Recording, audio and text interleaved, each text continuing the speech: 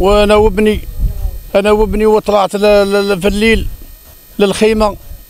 لحت الصرعوفه، جاوني الاشرار ثم تلاحوا علي كتفوني انا وولدي وداو لي رزقي. في اطار مواصله جهود المجموعه الاقليميه للدرك الوطني بأم البواقي في الحفاظ على امن وسلامه المواطنين وممتلكاتهم باقليم الاختصاص، اثر بلاغ من طرف ابن احد مربي المواشي القاطن بمشتى تفجيجات ضواحي بلديه الضلعه لمستخدمي الفرقه الاقليميه للدرك الوطني بالضلعه، مفادها تعرضه رفقه والده الى سرقه مواشيهم البالغ عددها 85 راس من الزريبه المحاذيه لمنزله من طرف مجموعه من اللصوص باستعمال شاحنه بيضاء اللون نوع هيونداي تحمل رقم ترقيم ولايه عنابه، بعد ان قاموا بتكبيدهما بواسطه حبل مع سرقه هواتفهما لتجنب التبليغ الفوري للمصالح الامنيه.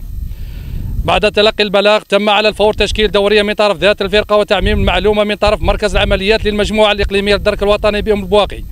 على جميع الوحدات الاقليميه العامله في الميدان وكذا المجموعات الاقليميه المجاوره لسد جميع المنافذ والطرق المحتمل استعمالها من طرف العصابه لتوقيف الفاعلين واسترجاع المواشي،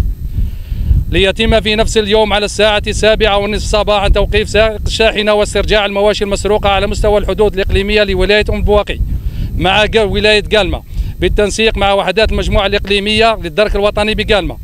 بعد تنشيط عنصر الاستعلام وتكثيف الأبحاث تم تحديد هوية باقي أطراف الشبكة الإجرامية وتوقيفهم، والبالغ عددهم 4 أشخاص الذين تتراوح أعمارهم ما بين 35 و 55 سنة ينحدرون من ولايات باتنا وعنابه وأم البواقي. الاستغلال الأولي للموقوفين والضحايا من طرف المحققين مكن من حل قضيتين في سرقة المواشي من طرف نفس العصابة على مستوى بلدية بريش ولاية أم البواقي، والثانية على مستوى ولاية خنجلة. يبقى الرقم الأخضر 1055 والموقع الإلكتروني www.ppgn.com تحت تصرفكم للتبليغ عن هذه الجرائم.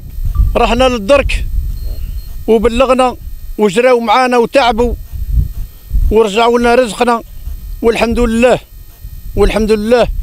والله يهنيهم ونشكروهم.